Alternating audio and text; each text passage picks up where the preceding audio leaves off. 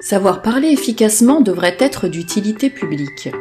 C'est vrai que grâce à cela, on peut se faire entendre dans la sphère familiale, dans le couple, dans les démarches de la vie courante, dans son travail, mais aussi dans des discours politiques.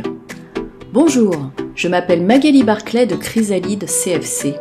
J'aide les structures à booster leur évolution au travers de conseils en stratégie de communication, de formation dans le domaine et du pilotage du plan d'action. Bienvenue dans le podcast Parler et être écouté. Je vous propose un voyage hebdomadaire pendant lequel nous recevrons des spécialistes du domaine. Nous échangerons sur des sujets pour éveiller les consciences sur le lien notamment entre une prise de parole efficace et le développement personnel. Vous êtes prêts ? Allons-y, c'est parti !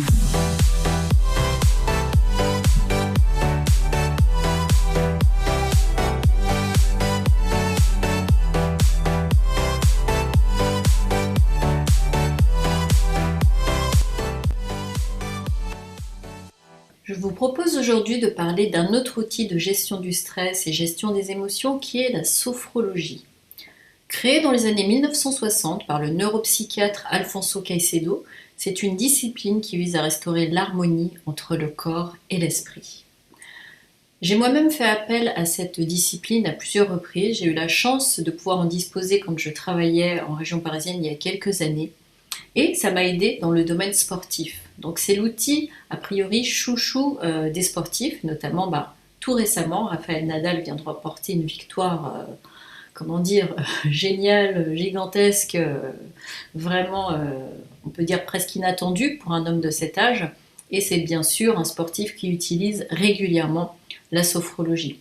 J'ai aussi utilisé la sophrologie dans un domaine personnel pour la gestion notamment du stress. Donc pour juste faire un petit tour de ce sur quoi ça peut agir, alors a priori en finir avec le tabac, oublier ses acouphènes, se libérer du surpoids, dompter des douleurs, surmonter les bouffées de chaleur, maîtriser la peur de la mammographie ou d'autres choses qu'on va faire, telles que prendre l'avion, des choses comme ça. Et aussi, dans l'exercice qui nous intéresse dans le cas présent, c'est-à-dire la prise de parole en public, gérer son stress ou ses émotions avant une prise de parole en public. Parler et être écouté, le podcast qui dévoile les clés d'une parole écoutée et pas qu'entendue.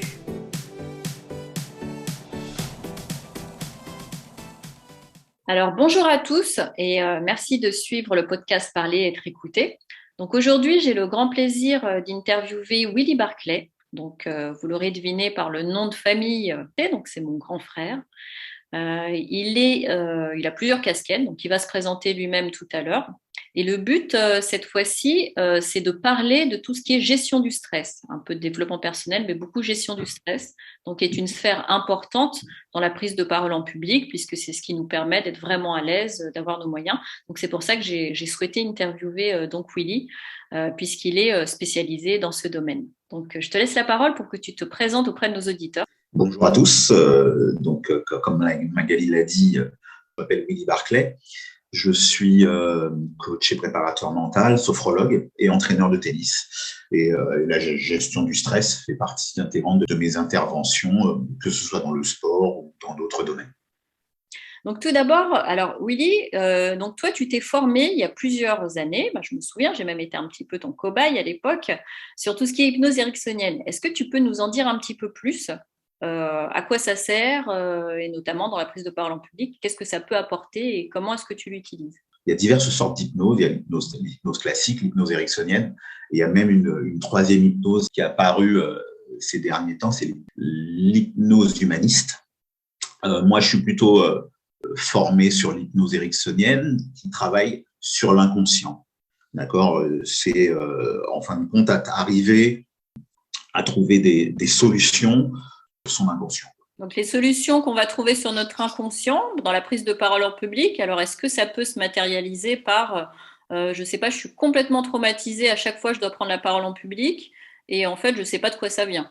Donc du coup, toi, si c'est le cas, par exemple, moi je me présente, je sais qu'à chaque fois que je dois prendre la parole en réunion, j'ai les jambes qui flagellent, j'arrive plus à parler, j'oublie tout. Comment est-ce que tu fonctionnerais, toi, du coup, sur l'inconscient? Alors, sur l'inconscient, on pourrait partir déjà sur un petit travail de respiration et faire des inductions et trouver l'inconscient. Dans l'inconscient, c'est semer en quelque sorte des petites graines pour arriver à ce que sur le moment présent, on puisse être à l'aise, on puisse être mobile, on puisse être relâché et trouver du plaisir dans sa prise de parole en public. Je pense que c'est ce que on peut résumer de manière un petit peu plus rapide. D'accord. Alors, tu as utilisé le mot induction. Pour les personnes qui nous écoutent, qui ne savent pas ce que c'est, en quoi ça consiste? Qu'est-ce que c'est qu'une induction? L'induction, c'est ce qui permet, en fin de compte, de rentrer dans un état hypnotique pour arriver un petit peu au niveau. Alors, en sophrologie, parce que je fais de la sophrologie aussi, on parle de sophroliminal. Donc, c'est à peu près la même chose au niveau de la sophro, au niveau de l'hypnose. Donc, c'est arriver à descendre par diverses mots, diverses respirations, peut-être même de la visualisation, aussi, pourquoi pas aussi des métaphores qui permettent d'arriver un petit peu à ce stade-là qui permet de commencer, entre guillemets, le travail, quoi. D'accord. Ah, bah, c'est intéressant parce que du coup, il y a plusieurs façons d'y arriver, hein. Tu disais la visualisation, des métaphores aussi, ça je ne savais pas. Ouais. Euh, On peut à travers les métaphores, on peut effectivement, on parle d'état hypnotique, mais c'est un état modifié de conscience, hein. Et l'état modifié de conscience, c'est un état naturel qu'on expérimente toutes les 90 minutes. Donc, c'est absolument pas le phénomène de foire que l'on voit à la télé. Ça, c'est pas exactement ça. D'accord. Ok. Bon, bah, très bien.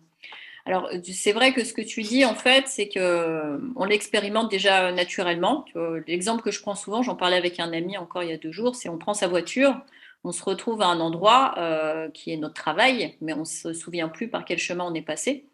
Donc ça, c'est quelque chose qu'on fait naturellement. Mais après, toi, en tant que professionnel du domaine, du coup, toi, tu vas amener la personne plus facilement peut-être à des points, voilà, parce que la voiture, ben, on le fait naturellement, mais là, la prise de parole en public, ben, on ne sait pas comment faire. C'est ça, hein. C'est vraiment Mmh.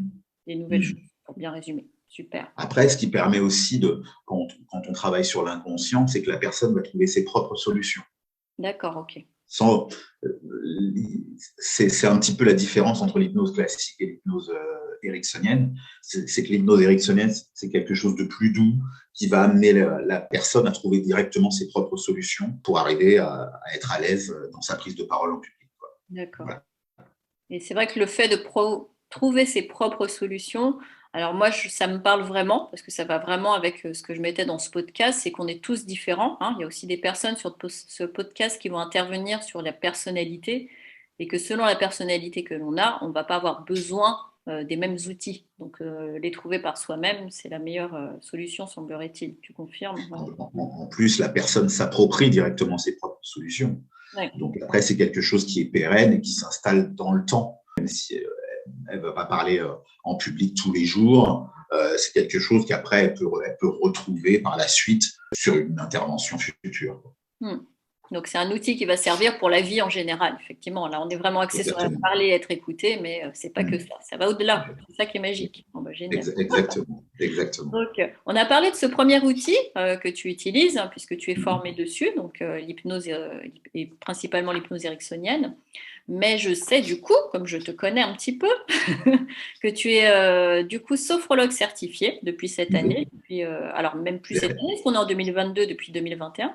Voilà. Depuis 2020 même. Depuis Même 2020, 2020. pardon, le temps passe tellement vite qu'effectivement, Ouais. donc là, ça fait maintenant un peu plus longtemps. Est-ce que tu pourrais du coup nous parler de cette pratique? Est-ce que ça peut apporter, alors là, principalement sur la cartouche qu'on a aujourd'hui, qui est la gestion du stress? Bien sûr. La particularité et ma définition un petit peu de la sophrologie, c'est d'arriver un peu à trouver un équilibre entre l'esprit et le corps pour après arriver à trouver et à développer tout son potentiel, quoi. Parce qu'on parle souvent de préparation mentale, j'aime pas trop ce terme-là, parce que il n'y a pas que le mental, il n'y a pas que l'esprit, il y a aussi le corps. Et trouver un petit peu un équilibre entre les deux, c'est quelque chose qui permet de mieux gérer son stress. On le voit sur les personnes qui sont stressées, c'est des personnes qui ne respirent pas, c'est des personnes, le rythme cardiaque s'accélère, pardon. On peut avoir les mains moites, on peut avoir les trapèzes un petit peu au-dessus des épaules qui commence un petit peu à se tendre et de revenir un petit peu dans le corps. Ça permet déjà de se relâcher physiquement et puis de se relâcher aussi mentalement. D'accord. Entre autres. Donc, c'est un équilibre, en fait, entre le corps et l'esprit, quoi. Tout à fait. Trouver cet Tout à équilibre. fait. C'est ma définition personnelle un petit peu de la sophrologie et ma vision. Tout à fait. D'accord.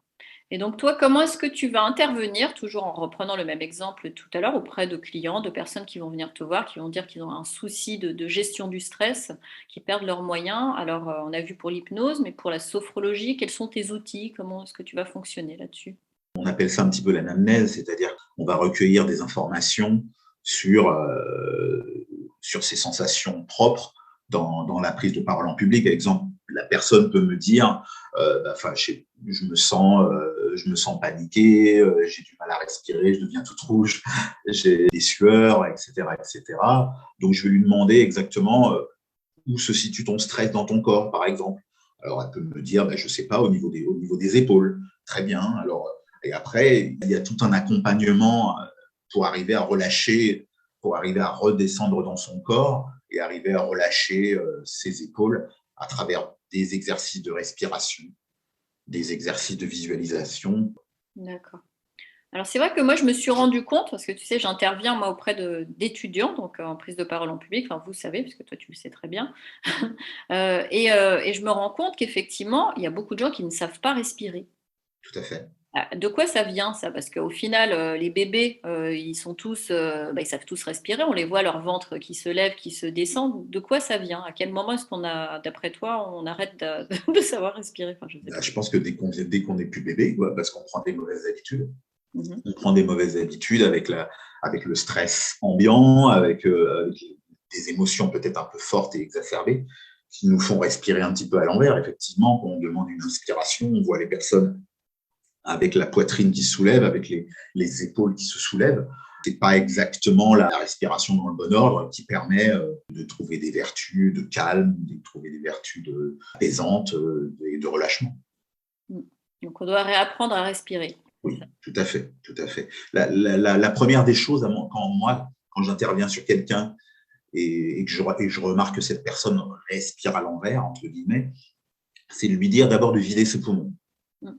De vider ses poumons. Une fois que ses poumons sont vides, et là, elle va respirer dans le bon ordre, c'est-à-dire qu'elle va commencer par, si on parle de respiration ventrale, elle va commencer par, à l'inspire, le ventre se gonfle un petit peu comme un ballon pour travailler un petit peu sur le diaphragme. Et à l'expire, le ventre peut retrouver un petit peu sa position initiale, même être un petit peu plus rétracté pour retrouver du calme, tout simplement aussi. Quoi. Tout à fait. Pour la gestion du stress, ça peut être utile. Très bien, très bien. Alors, je sais que toi, tu as une troisième couleur qui est intéressante. Tu as l'hypnose ericksonienne, tu as la sophrologie et tu viens du monde du sport, notamment du tennis, donc depuis des années, tennis en compétition et enseignant de tennis. Est-ce que cette couleur particulière, tu la trouves intéressante aussi? Est-ce que ça te sert pour transmettre des choses à tes patients? La gestion du stress est très, très présente aussi dans le sport, de toute façon. Et un sportif qui va tirer un penalty en finale de la Coupe du Monde, faut pas croire que c'est que mécanique. Il y a aussi un peu de stress. Un sportif qui va rentrer en finale d'un grand tournoi, ou un tennisman qui va rentrer, puisque c'est mon métier, qui va rentrer sur un court, il va avoir un petit peu de stress. Le stress, généralement, les sportifs arrivent à plutôt bien le gérer, même s'il peut y avoir des exceptions, avec le corps. Ils utilisent beaucoup la respiration. Et le fait d'avoir une activité physique aussi permet d'arriver à bien gérer son stress et à se détendre. C'est toujours ce fameux rapport corps-esprit dont je parle souvent et que j'espère vraiment que ce podcast aidera aussi à bien mettre dans l'esprit des gens que voilà, ce rapport il est plus qu'étroit. Mais effectivement, tu le fais bien ressortir par ces sportifs qui, eux, de toute façon, ne peuvent pas faire autrement, je pense. Aujourd'hui, oui, complètement. Les plus grands sportifs de haut niveau, voilà. Après, il y a un élément aussi qui est important parce qu'on parle souvent de stress comme un élément négatif. Effectivement, quand le stress n'est pas bien géré, qu'il devient trop important, il peut être un peu inhibiteur, la personne peut être un peu paralysée, mais à la base, on a hérité du stress de nos ancêtres qui avaient des réactions face à des prédateurs potentiels Et en fin de compte, le stress est une adaptation hormonale qui permet au corps de se tendre pour soit fuir, soit combattre, ou soit être complètement inhibé. À la base, c'est positif et c'est quelque chose à travailler, à améliorer avec des outils comme la sophrologie, comme l'hypnose, comme le yoga, comme plein d'outils qui peuvent permettre d'obtenir de bons résultats. Alors, qu'est-ce que tu pourrais dire aux auditeurs qui nous écoutent? Alors, c'est vrai qu'on est dans une période, alors certains disent pas facile, enfin, c'est une période voilà, où on en ressort aussi des choses positives, hein, il n'y a pas que du négatif, mais en tout cas où il faut s'adapter, hein, où certaines personnes, certaines personnalités peuvent ressentir un stress important, au-delà de la prise de parole en public. Qu'est-ce que tu pourrais, toi, dire, je ne sais pas si c'est le mot conseil, mais qu'est-ce que tu pourrais dire à ces personnes-là pour justement mieux allier corps et esprit et mieux naviguer dans cette période? Le stress est dans l'équilibre corps-esprit. On est souvent beaucoup dans le mental, avec ce fameux bavardage mental et cette petite voix interne aussi qui est assez négative aussi, c'est bien évidemment de rester positif, de trouver des petits plaisirs chaque jour, prendre un bain, aller courir, écouter de la musique, de trouver des petits plaisirs quotidiens. Après, par rapport à cette gestion du stress et à la période actuelle aussi, c'est d'utiliser beaucoup aussi la visualisation. La visualisation, ce qu'il faut savoir, c'est que le cerveau ne fait pas la différence entre quelque chose qui a été visualisé avec précision et le geste en lui-même. C'est les mêmes connexions nerveuses, c'est exactement les mêmes connexions qui travaillent. Donc, le fait de visualiser quelque chose que l'on va faire, une prise de parole en public ou autre chose, va aider la personne à mieux se sentir et à trouver ses propres ressources. Cette visualisation, on en a parlé lors une précédente personne que j'ai interviewée. C'est vrai que les neurosciences ont fait d'énormes progrès là-dessus et nous confirment qu'effectivement, c'est le cas. Et autant l'utiliser. Et puis, c'est gratuit hein, presque et ça peut rapporter gros. J'ai parlé de la visualisation, mais la méditation aussi, méditer peut être quelque chose de bien, qui permet encore une fois de se déconnecter de son mental pour revenir un petit peu plus dans son corps et trouver un équilibre entre les deux. Et pour rebondir sur ce que tu dis, moi, pour l'avoir vécu à certaines périodes, il y a des moments où on ne se rend même pas compte. On a carrément coupé notre mental de notre corps. Enfin, moi, je l'ai vécu, hein, où j'étais plus du tout dans mon corps et que dans mon mental. Et à un moment, on tombe malade ou alors on a mal. Et là, tout d'un coup, on se réveille, on se dit « Ah, bah oui !» Et puis, on refait le chemin en arrière. Donc, c'est intéressant ce que tu nous dis avec tous ces rituels de méditation, de choses qui permettent de désamorcer avant d'arriver trop tard, quoi. Bien sûr. Bien sûr. Merci beaucoup à toi. Merci à toi de m'avoir invité. Merci. De rien. Avec grand plaisir. Et puis du coup, je mettrai de toute façon en lien les informations pour te retrouver. Et puis je dis au revoir à nos auditeurs et à très vite. Très bien. Merci à toi. Au revoir. Parler et être écouté. Le podcast qui dévoile les clés d'une parole écoutée et pas qu'entendue.